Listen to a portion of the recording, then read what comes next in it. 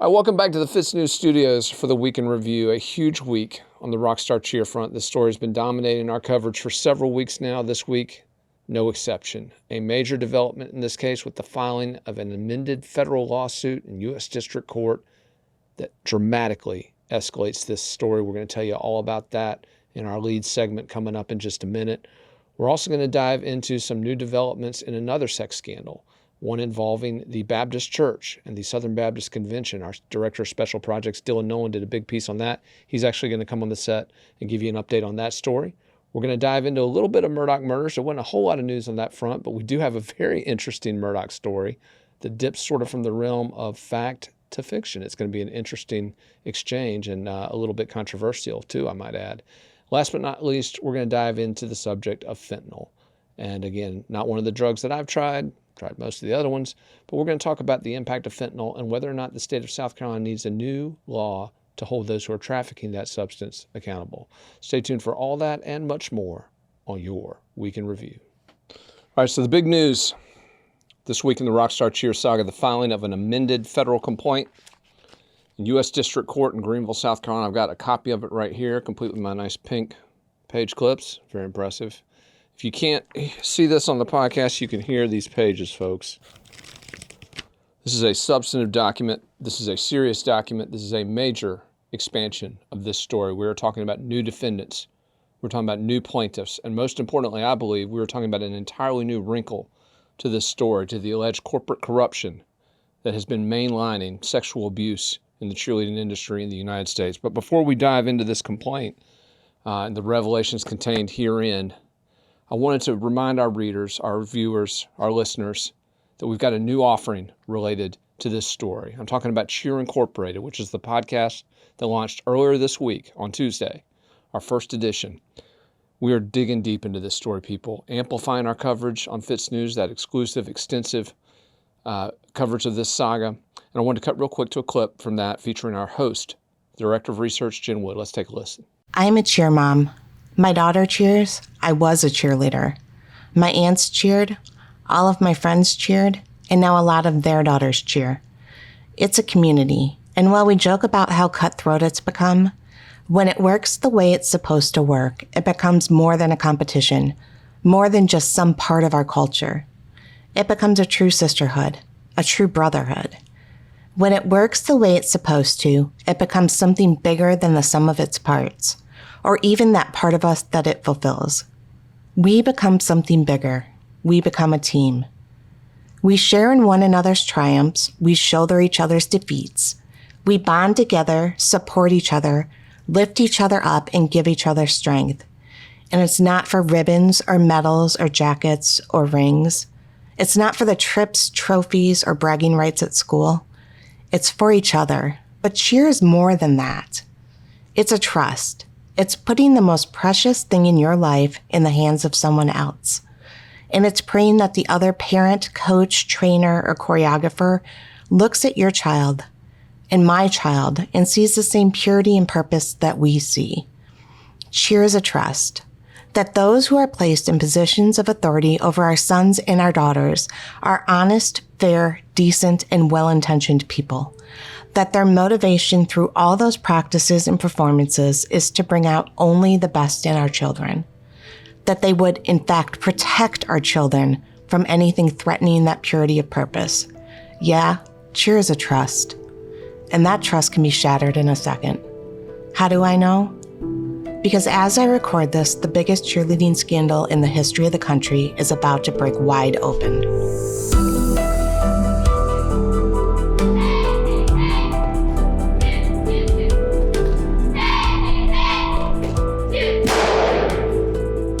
911, what's your emergency?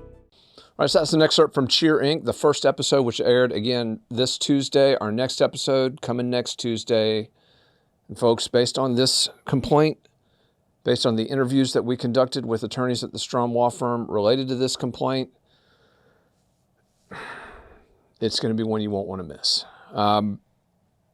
Let's just dive into this document. I don't even know where to start with it because as a dad, you read this stuff,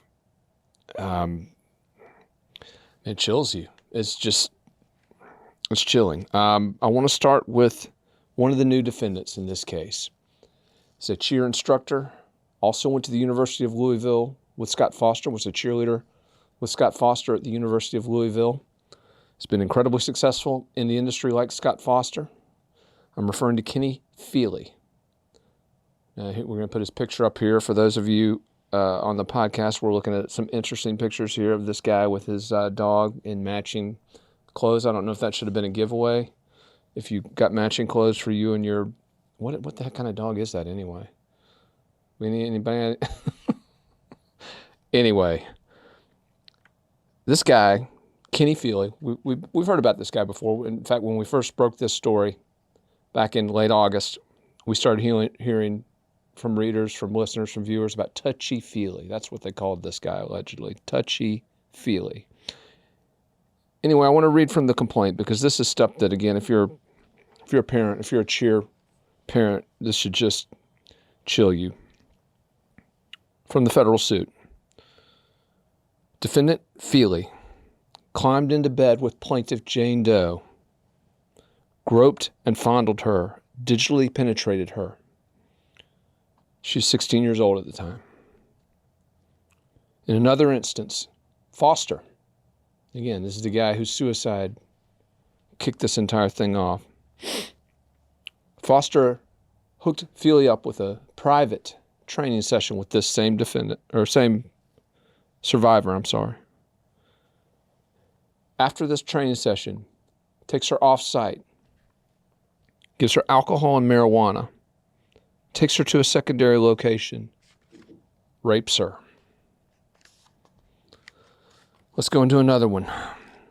This is Jane Doe 7. Now, this young woman is 13 years old, people. 13 years old. And another rock star coach, a Nathan Allen Plank, is allegedly sending her nude pictures and videos of him masturbating. This is a grown man allegedly sending this material to a 13-year-old girl. I got 7 kids, people. And again, I'm gonna be a little personal here. I've got 7 kids. One of them is a 13-year-old girl. I'm going to tell you right now, if I hear of this, if I read of this, if I am told of this with any degree of evidentiary likelihood, then my lawyers are going to be interviewing me in a detention center and trying to figure out how to get me off of a murder rap. And I, for the life of me, do not understand this culture that allowed this to happen. And again, we spent most of the day on Thursday speaking with the attorneys at the Strom Law Firm who were talking about this culture.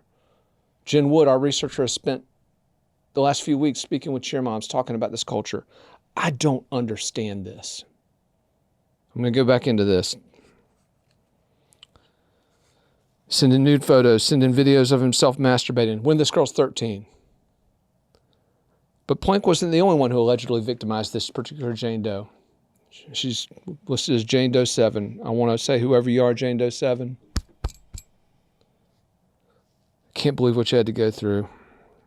But there's another Rockstar defendant who allegedly forces her to perform oral sex on him at 14 years old. Here's the crazy thing. This was reported to the Greenville County Sheriff's Department. We're still trying to find out exactly what they did with that information. This was reported. It was reported by the girl's mom after this young woman,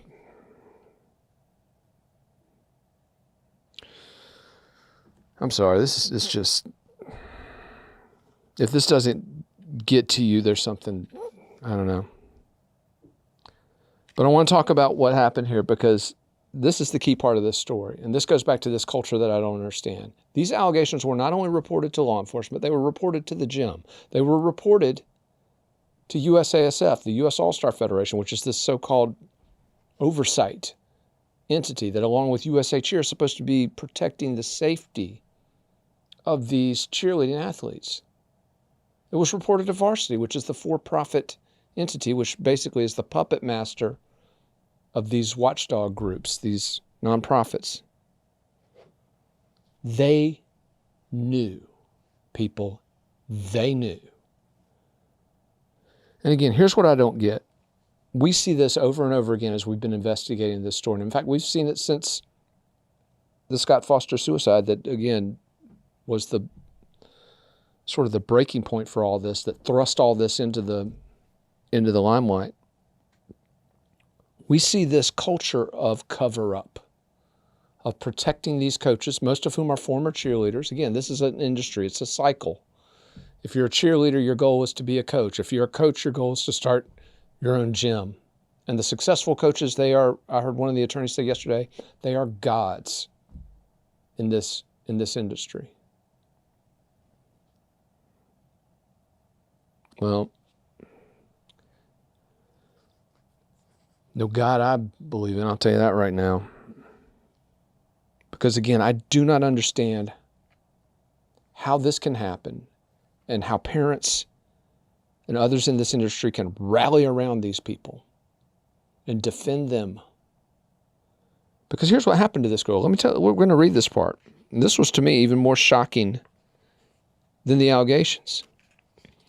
This poor girl's mother reported this, as she should have done. And she was told that if she didn't like the atmosphere at Rockstar, that she could, and I quote, find another gym. It's just unbelievable.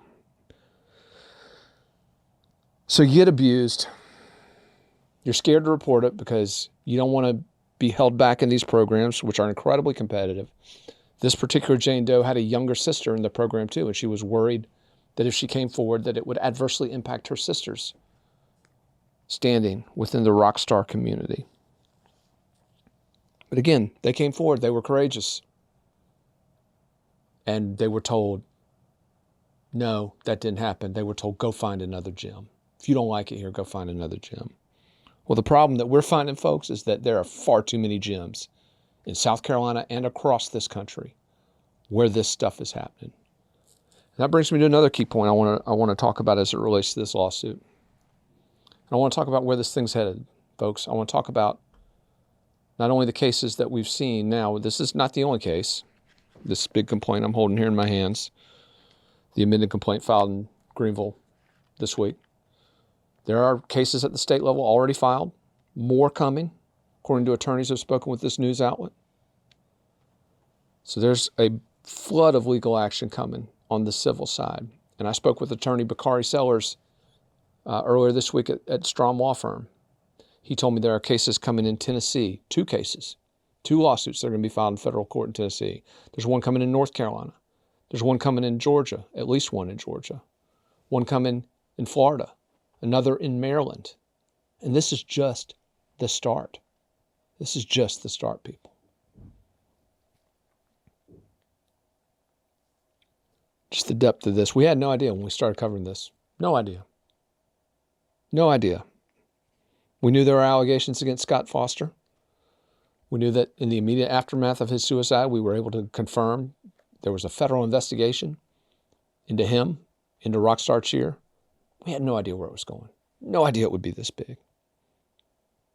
And most disturbingly to me as a dad, and most disturbingly, hopefully for you, as a parent or somebody who just cares about future generations in this country, we had no idea that there was this insidious culture within this industry that enabled these predators to get away with this kind of stuff. Again, I got a 13-year-old daughter. Let me tell you right now, you send a dick pic, a jerk-off video to that girl, again, my lawyers will be talking to me in a detention center because you will quite simply be dead. All right. Now that's out of the way. Let's dive back into this suit. The big news here for me as a reporter, I'm going to take the dad hat off real quick and put the reporter hat on. The big news here from a news standpoint wasn't the particular graphic, shocking allegations of sexual abuse The big news here from a reporting standpoint, and as this case moves forward, and as we search for accountability for those acts, for those just a horrific culture, as we seek accountability there, the big news here was the escalation of this case to RICO status. And I'm referring to the first line in the lawsuit. Very first line in the amended complaint is incredibly important to this case moving forward because it alleges, and I quote, a civil conspiracy in violation of the Racketeer Influenced and Corrupt Organization Act. That's RICO, folks. That's a criminal enterprise. These lawyers are essentially saying this is not just one or two people acting in a silo, acting in isolation, acting independent of each other. Although I'm sure that's an element of this, but they're claiming that this is a coordinated effort, that these defendants are acting collaboratively, that they are acting in coordination with each other. And the lawsuit gets into that, and I wanted to read this. And this is, I think, the most important line in the lawsuit because I think it sums up exactly what's at stake here, what the essence of this case is. And they're referring again to this collective group of defendants as a criminal enterprise. That's the definition of RICO, folks, a criminal enterprise. It says that this enterprise acted together and associated together for the common purpose of recklessly, intentionally, and willfully endangering plaintiffs as minor athletes by exposing them to illegal sexual abuse and the exploitation of children while assuring parents that they were particularly safe in order to take their money. And again, on Cheer Incorporated, the podcast, we dug into that profit motive extensively. We're going to continue to do that. And again, to me, the profit side of it is secondary, but I think it is the motive. And again, if you have a profit motive, that's fine. It's okay to have a profit motive. That's what we're in America. That's what we're here for. At least that's what I thought we were here for. That's what we're supposed to be here for if you're a free market person, if you're a free enterprise supporter like me. But when the profit motive consumes you and clouds your judgment to the point that you are allowing conduct like this to go not only unchecked or unreported, but when you're facilitating it, when you're covering it up, and when you're, according to this lawsuit, actually collaborating. And there's some timing in this lawsuit that's incredibly important, folks. And we discussed this briefly on the first edition of Cheer Incorporated. We've discussed it at length on FITSNews about when some of these allegations against Scott Foster were first made. We've talked about the fact that some of the sex abuse allegations were first made in 2017. Which is right around the time that Varsity, the big corporate defendant in this case, was in negotiations to be sold to Bain Capital for, again, 2.5 to 2.8 billion, depending on which number you look at. That is huge money. That is huge money.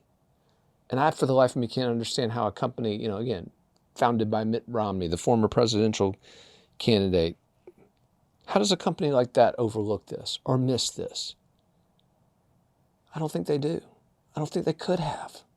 You don't spend that kind of money not knowing what you're buying. I mean, we're not talking about kicking the tires of a vehicle or just looking under the hood, which, by the way, would have been all you had to do to figure out exactly what was going on within this industry. But if you're spending that kind of money, you are going to tear that car apart and build it back together. Find out exactly what's going through every valve. So don't tell me that didn't happen. Which reminds me, it's interesting, another new defendant listed in the amended complaint that was filed in district court is Jeff Webb. Now, this is the guy we're going to be hearing a lot about in the coming days. Jeff Webb from Oklahoma, founded Varsity back in 1974. He is, if you want to talk about these people refer to the gods of this industry, well, this would be Zeus. Jeff Webb would be the Zeus of the cheerleading industry. And in fact, I think what does he call himself? Eagle or something. I don't know what. He's got some cute name for himself, whatever. But this guy's going to factor into the narrative increasingly as this story continues to unfold. And so one of the things I wanted to focus on as we do that, because the Jeff Webb angle is interesting. Jeff Webb, if he is listed in this lawsuit as essentially the architect of this conspiracy. The lawsuit specifically names him as the individual who basically set this whole thing up. So it's going to be very interesting to watch that move forward, and particularly as the lawsuits in Tennessee are filed. at the federal level because, again, Varsity is a Tennessee-based corporation. That's Jeff Webb's home state. That's where he is now. So we will be following that very closely as it moves forward. Again, so much here, so much to this story. We had no idea where this was going, but I can tell you one thing, folks. As this case continues to unfold, as we continue to dig into this document, into the lawsuits that are to come, into the criminal investigation that is ongoing. By the way, that investigation has yet to produce charges. But if the allegations contained in this report against particularly Kenny Feely and the 5 other Rockstar coaches that were named in this complaint, Nathan Allen Plank, another one of them, if these allegations are true, criminal charges will be coming. They will be coming. Again, folks, this is bigger than a news story. This is bigger than a podcast. This is bigger than a lawsuit. This is a deciding point for us as a culture. How are we going to treat our kids? And when we find that they've been mistreated in the most egregious, reprehensible, perverted, predatory way, here's the real question. What are we going to do about it? Well, I'll tell you what FITSNews is going to do about it. We're going to continue every day working to expose those who perpetrate this kind of conduct and hold them accountable. Count on us to do that as this story moves forward. All right, so we're moving from one institutional sex abuse scandal to another. And I brought our Director of Special Projects, Dylan Nolan. He's usually behind the camera, but he's out in front today because he was the one that covered another big story that broke on our news outlet this week involving a sex abuse scandal at a Baptist church here in the Midlands region of South Carolina. Dylan, tell us a little bit about this Northside scandal. Right. This is a Northside scandal, but much like how the Rockstar Cheer scandal starts with Rockstar Cheer, starts with Scott Foster, this particular case is allegedly perpetrated by a guy named Mike Diatoma. He's a serial youth pastor. I say serial because he has been at multiple churches, been kicked out, and for alleged sexual abuse of children, and has been allowed to continue to work at other churches.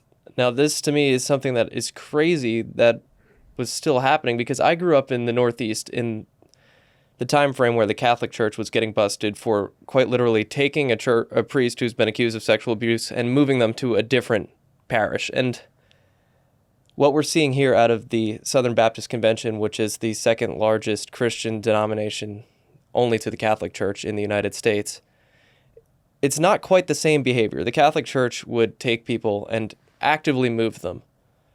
The Southern Baptist Convention, on the other hand, says we are churches which are separate but which come together for certain things. However, we don't have the ability to have this level of oversight.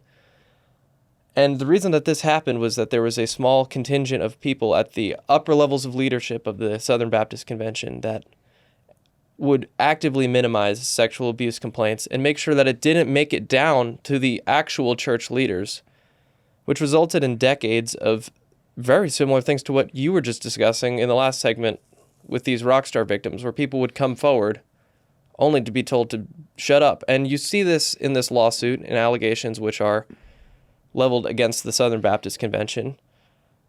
And then you see it specifically in this case. I know that one thing that stuck out to you in our conversation was the comment regarding staying quiet for the pastor's marriage's sake. And I think that that speaks to the culture where somebody actually would stay quiet for the pastor's marriage's sake. That's something that somebody would say in a serious context. And I think that for situations like this to stop happening, adults need to have stones and say, screw the marriage of this pastor. I mean, if you're coming after children, your marriage probably is not worth much. Screw my social standing at this gym, which may or may not be operated by a cabal of pedophiles. The question here is not why are these pedophiles doing this? I mean, they're in situations where they have easy access to children. The question is, why do adults blindly trust them? And I think that that's what our goal is here both to hold the institutions accountable, which is something you just talked about a lot, but to me it's to hold ourselves accountable, to look at adults who have access to children and really question their motives. If you're an adult who puts yourself in a position in your life where all you do is have access to children all day, if you're somebody who's not a pedophile, it's tough because people are going to look at you and think, why are they doing this? But at the same time, it clearly needs to be done. Right. And obviously, these are just allegations.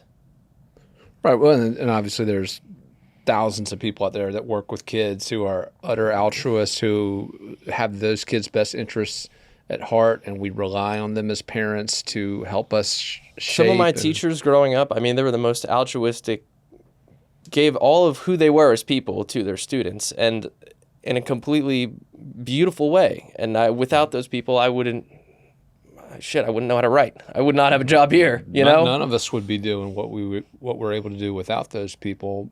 I guess what you're pointing out is kind of like we talked about in the last segment is, what do we do when we find out that there's people that are, and particularly at an institutional level, misbehaving? I guess the big question is, why aren't these institutions, whether it's the church, whether it's that cheerleading industry, why aren't they holding themselves accountable, their own people accountable? That's the real question, isn't it? I would guess money and power. I mean, in the Rockstar saga, you have an easy answer. Money. Mm-hmm. That Bain Capital purchase, as you've referenced multiple times, makes it clear. Bain Capital does not buy your company unless there is serious cash flow, serious cash inflow. In a religious context, I think it's a lot more complicated because there are interpersonal relationships where maybe your wife's friends with that pastor's wife, and you don't want to put them in a position where their whole marriage with their 2 little kids falls apart. Mm-hmm. So there's complex circumstances there, but there's certainly a point where you need to pull the lens back and say, this is not okay under any circumstances.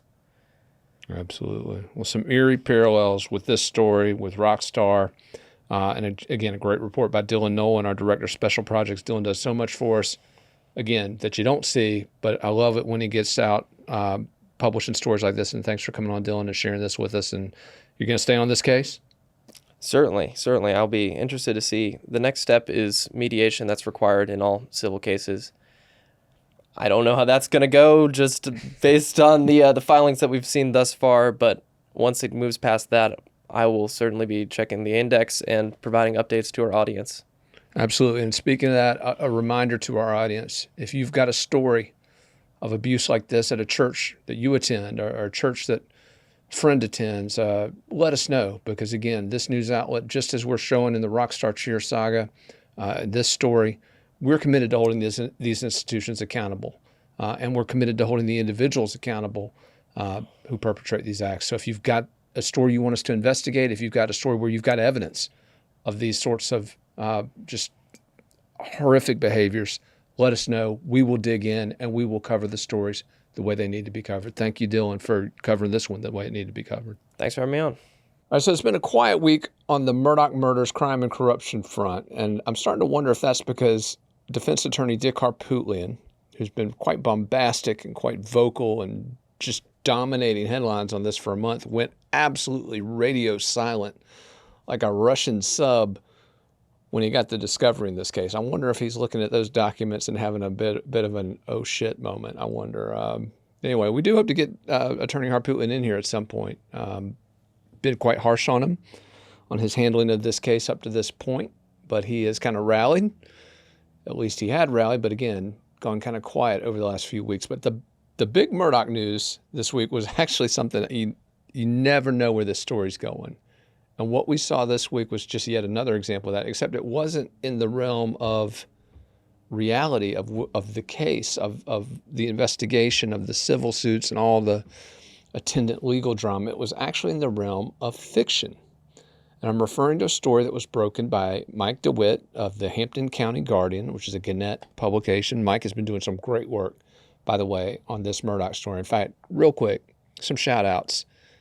Valerie Borline with the Wall Street Journal, Mandy Matney on her podcast, Mike DeWitt with Gannett. These are some folks just doing great work on the Murdoch stuff. So hats off to folks who are doing a good job on the story. But DeWitt's story I've never seen anything like this. There is a Murdoch Murders Masquerade Ball.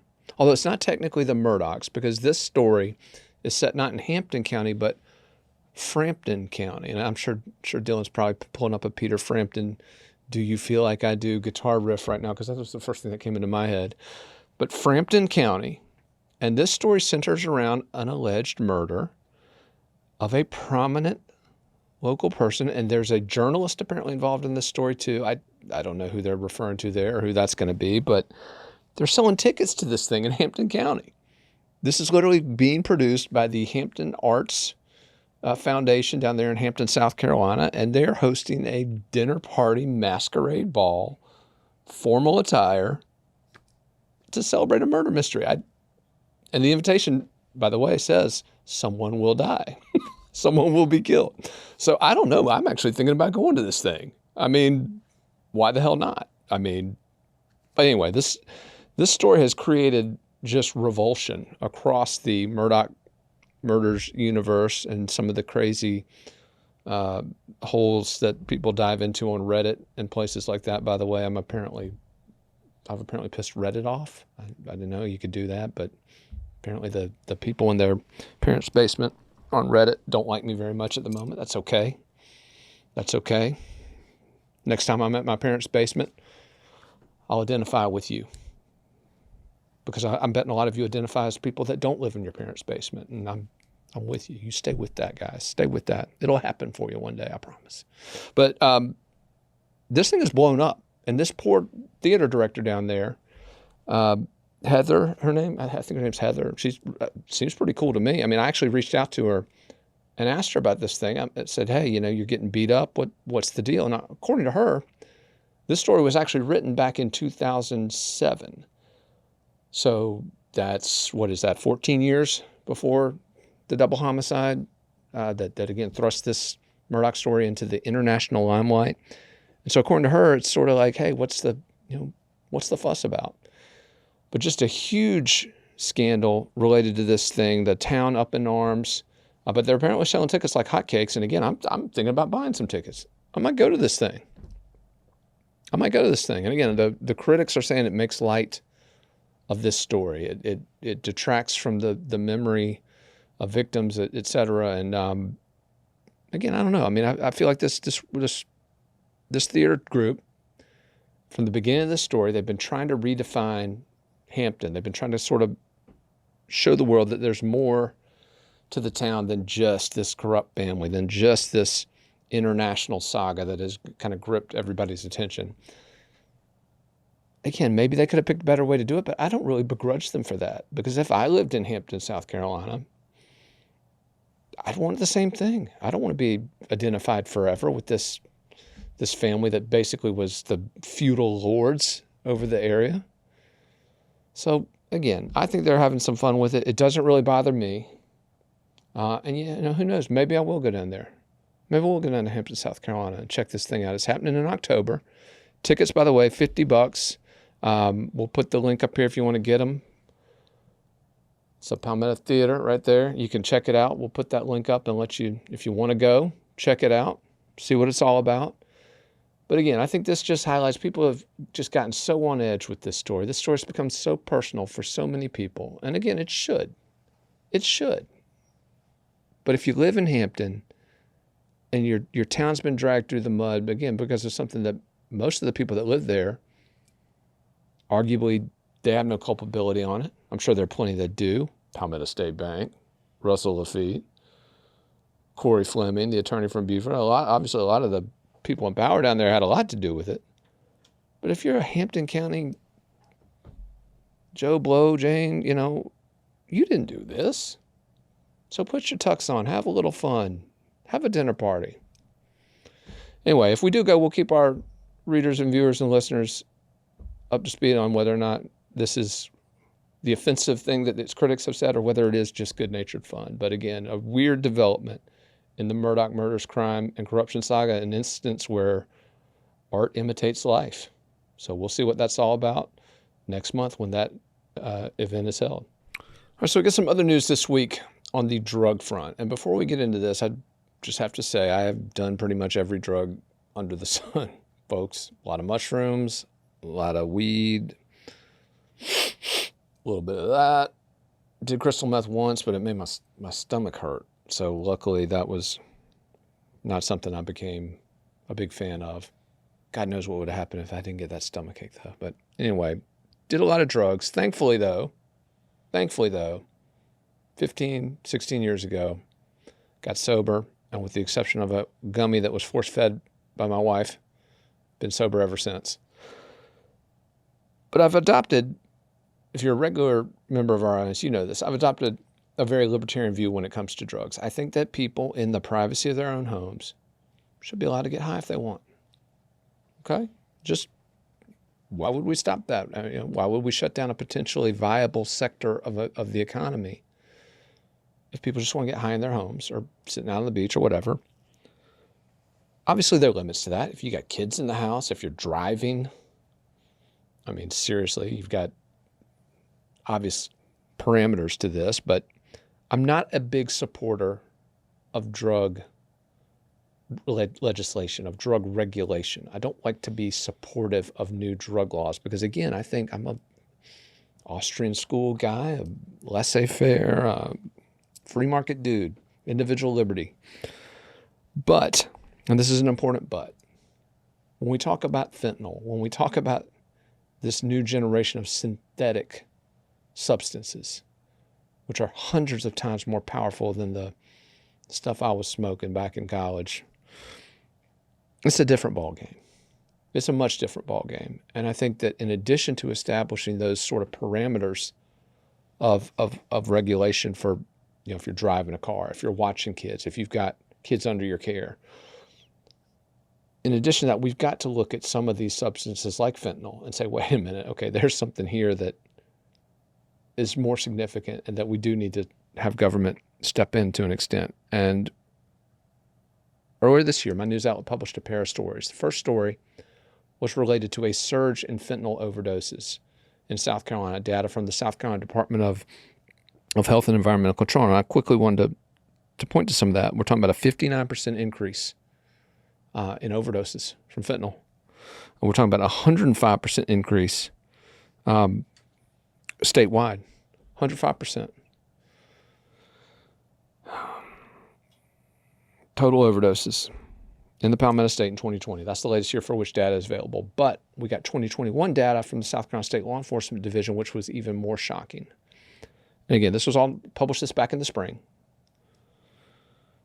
According to data from SLED, get this, a 2,593% spike of people. And that's the cases that were worked on by drug analysts at the South Carolina State Law Enforcement Division involving fentanyl.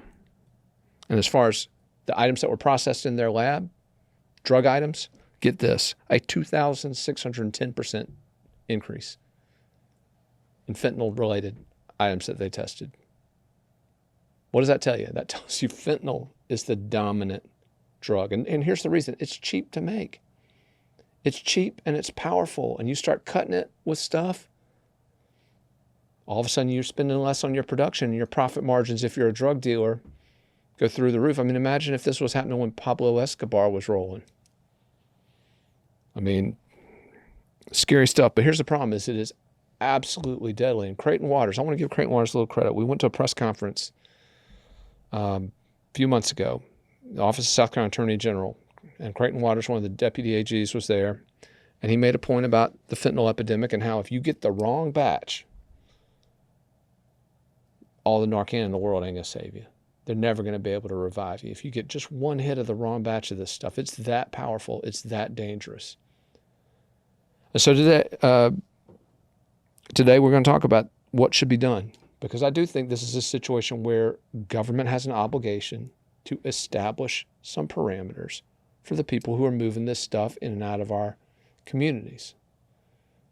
And that was something that was addressed by Mark Keel. He's the chief of the South Carolina State Law Enforcement Division. Now, Chief Keel and I have gone back and forth on drug issues. We are 100% at odds on, for example, the decriminalization of marijuana for recreational purposes and medical purposes. Chief Keel staunchly opposes both. I am 100% supportive of both.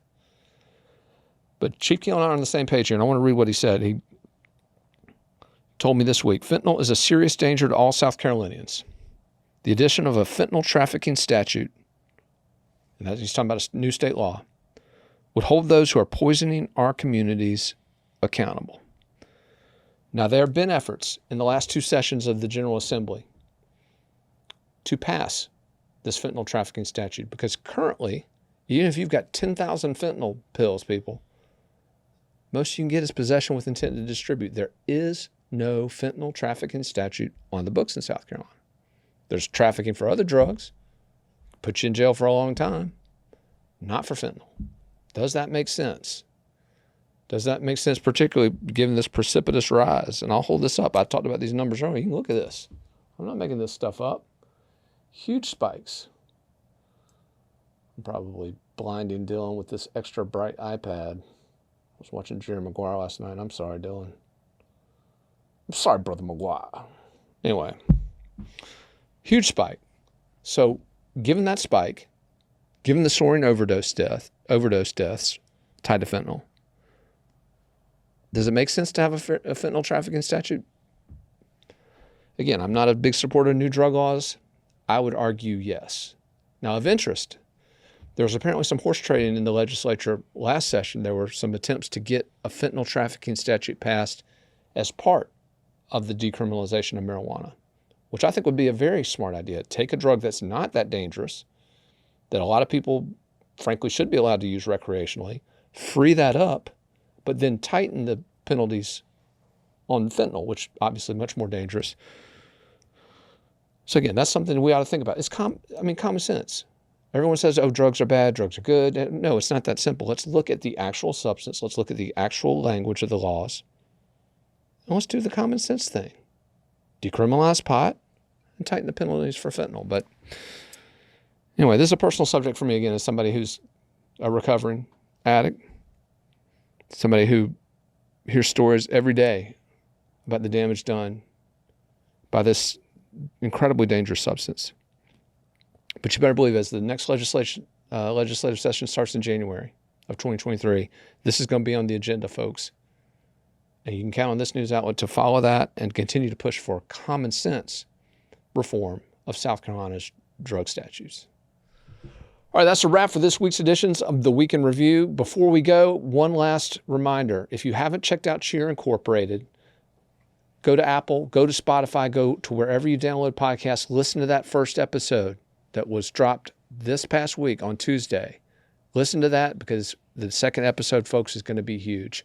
That's dropping this coming Tuesday. Again, Cheer Incorporated on Apple, Spotify, wherever you download your podcast. And by the way, don't just listen to it, but share it. If you've got a friend with kids, families you know, because again, this is a case study on how we are treating future generations. Nothing is more important. So again, don't just listen, don't just download, but please share it with your friends, particularly if they've got children. And stay tuned for next week's editions of the Week in Review.